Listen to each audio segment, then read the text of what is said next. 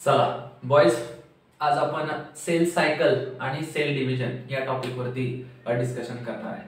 तर नेहमीप्रमाणे ज्यावेळेस आपण टॉपिक चालू करतो त्यावेळेस सगळ्यात पहिल्यांदा याच्या नावामध्ये काय लिहिलंय किंवा याचा मोटो काय आहे तो आपण थोडं बघत असतो, बरोबर आहे। चला मग याच्यामध्ये दिलंय cell cycle and cell division. सगळ्यात पहिला शब्द आहे सेल सायकल, सगळ्यात पहिला शब्द आहे सेल सायकल आणि तिथे एक शब्द आलाय सायकल। मग सायकलचा मतलब काय होतो रे?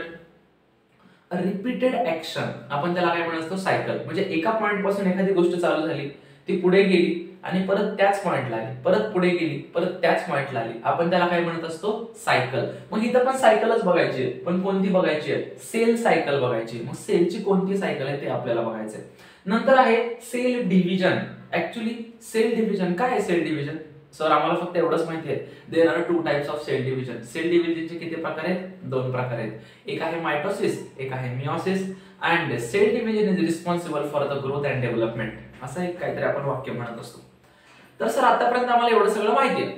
चला तर मग सगळ्यात पहिल्यांदा सेल सायकल वरती आपण डिस्कशन करू आणि नंतर सेल डिव्हिजनला आपण चालू करू। तर एक सेल आहे माझ्याकडे, एक सेल आहे। ही जी काही सेल आहे ती नेहमीप्रमाणे मायटोसिस करेल किंवा मियोसिस करेल। जर त्या सेलनं मियोसिस केलं तर एका सेल पासून किती सेल तयार होतील? 4 सेल तयार होतील।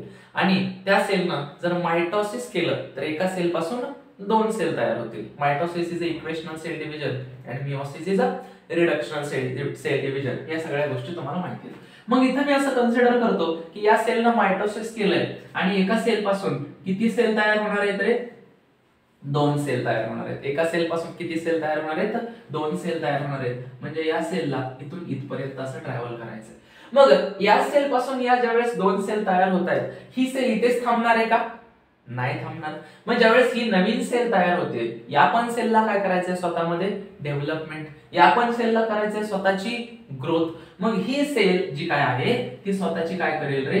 ग्रोथ करेल, डेव्हलपमेंट करेल आणि परत ती अशी बनेल, यासारखी सेल बनेल की जी आता या ठिकाणी होती छोटीशी सेल, आत्ताच तयार झाली आहे just.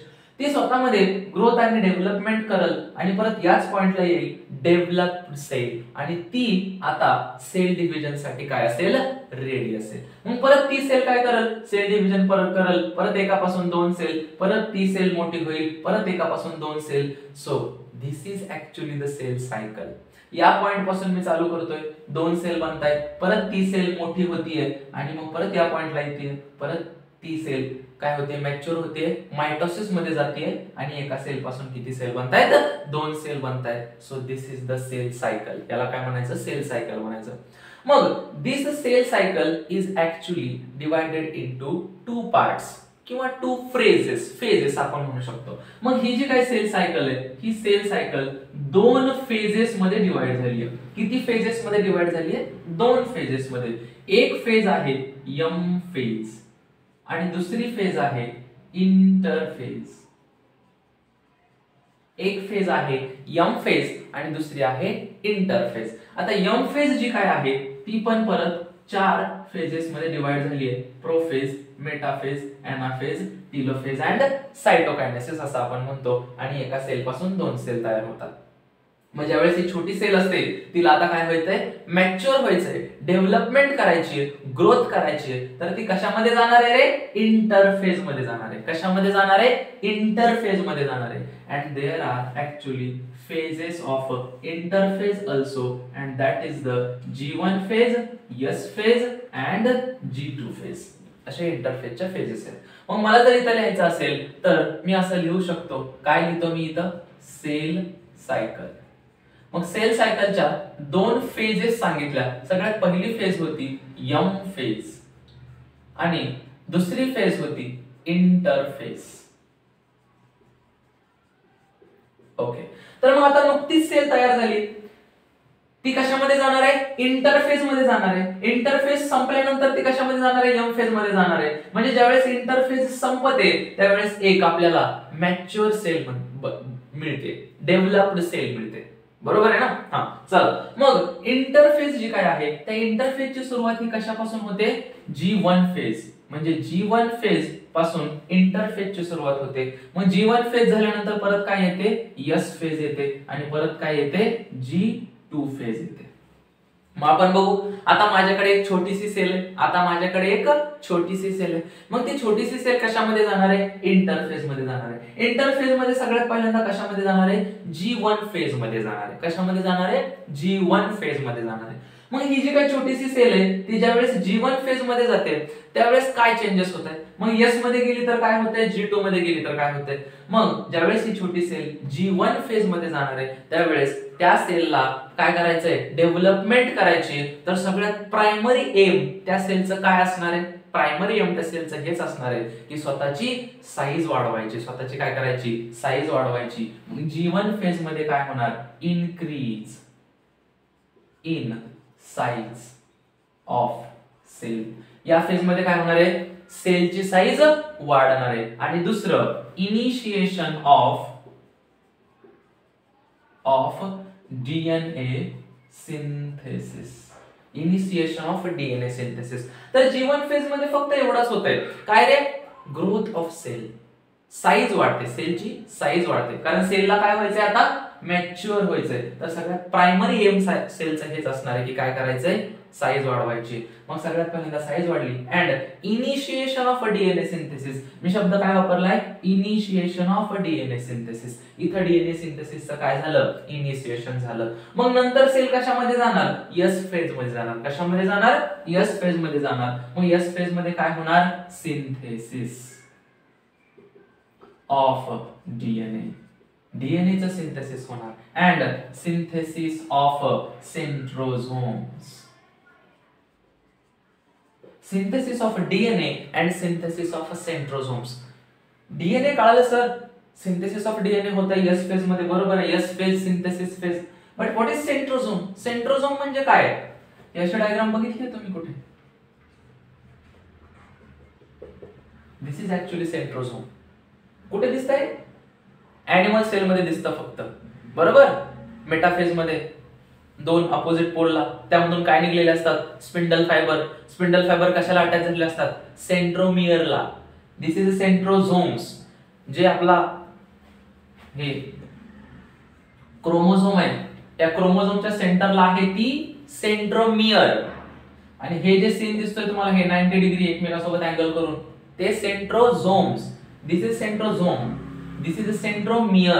There is a difference between centrosome and centromere. Okay? चला. तर मग synthesis of a centrosome.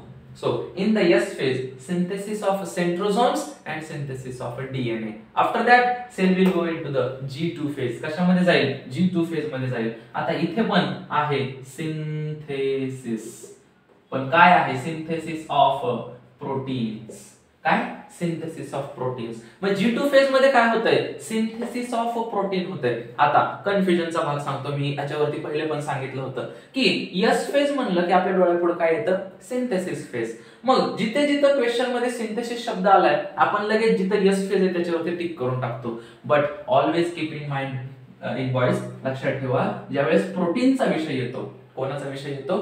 प्रोटीनचा विषय येतो, त्यावेळेस synthesis of protein is actually in the G2 phase. हे तुम्हाला लक्षातच ठेवावं लागणार आहे. इथं कन्फ्युजन आहे. तर सिंथेसिस ऑफ प्रोटीन असं जर आलं तर तुम्हाला G2 फेज लिहायचंय. अदरवाइज जिथं पण सिंथेसिस शब्द दिसेल तिथे तुम्ही एस फेज लिहून टाका, बिनधास्त लिहून टाका. आणि तिसरी गोष्ट मला सांगायची होती इनिशिएशन. ज्यावेळेस असं येतंय नाव इनिशिएशन ऑफ डीएनए सिंथेसिस. काय आलं? Initiation of DNA synthesis. त्यावेळेस सुद्धा उत्तर चेंज होणार आहे. त्यावेळेस तुमचं उत्तर काय असणार आहे? G1 फेज असणार आहे. काय असणार आहे? G1 phase. सो एकदा रिवाइज करू. G1 phase increase in the cell size. दुसरी गोष्ट इनिशिएशन ऑफ डीएनए सिंथेसिस. नंतर ही जी काही छोटीशी सेल होती ती सगळ्यात पहिल्यांदा G1 फेज मध्ये गेली, सेल साइज वाढवली, इनिशिएशन ऑफ डीएनए सिंथेसिस. मग नंतर एस फेज मध्ये गेली, डीएनए सिंथेसिस अँड सेंट्रोझोम सिंथेसिस. नंतर ती सेल कशामध्ये गेली? G2 मध्ये गेली. तिथं काय झालं? Synthesis of protein and preparation for M phase. इथं सेल काय करणार आहे? प्रोटीन सिंथेसिस करणार आहे आणि काय करणार आहे? Preparation for the M phase. स्वतःला प्रिपेअर करणार आहे. कशासाठी? यम फेज साठी. आणि मग ही सेल यम फेज मध्ये जाणार. मग नंतर प्रोफेज, मेटाफेज, एनाफेज, टेलोफेज आणि सायटोकायनेसिस या फेजेस फॉलो करणार आणि एका सेल पासून दोन सेल बनणार. परत त्या ज्या काही दोन सेल तयार झाल्यात त्या परत इंटरफेज मध्ये जाणार, परत G1 S G2 M phase, हे असं त्याच पॉइंटला येणार, त्याला आपण काय म्हणणार, सेल सायकल म्हणणार. मग ही सेल सायकल आहे ते किती फेजेस मध्ये डिवाइड झाली आहे, M फेज अँड इंटरफेज. कळालं, राहील लक्षात. ओके, चला नेक्स्ट पार्ट तुम्हाला एक सांगायचं आहे की बॉडी मधली प्रत्येक सेल ही सेल सायकल फॉलो करते का रे? बॉडी मध्ये प्रत्येकच सेल ही सेल सायकल फॉलो करते का? हो सर, ऑफकोर्स करतच असणार आहे ना.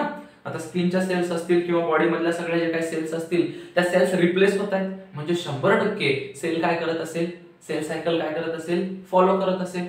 नाही. But actually the cells of our brain and cells of our heart, हे जे काही दोन ऑर्गन आहेत यांच्यामध्ये ज्या काही सेल्स आहेत, मग हार्ट मध्ये कोणत्या सेल्स आहेत किंवा ब्रेन मध्ये कोणत्या सेल्स आहेत, नर्व सेल्स, न्यूरॉन्स, ऐकलंय? तर मग जी काही development of the brain and the size of heart जी काय वाढते, तर हार्टची साईज जी काय वाढते किंवा डेव्हलपमेंट ऑफ द ब्रेन जे काय होतंय ते आपलं जे काय वय आहे त्याच्या 7 ते 8 वर्षापर्यंतच होत असते. तिथून पुढे ब्रेनची डेव्हलपमेंट होत नाही. ब्रेनची development in the sense neurons वाढत नाहीत असं मला म्हणायचं. तर मग तिथे सेल डिव्हिजन होत नाही. मग इथं सेल आली, एका सेल पासून 2 सेल तयार झाल्या, तर ही सेल, समजा ही सेल ब्रेनची आहे, तर ही सेल परत G1 phase, S phase, G2 phase हा पाथ फॉलो करत नाही.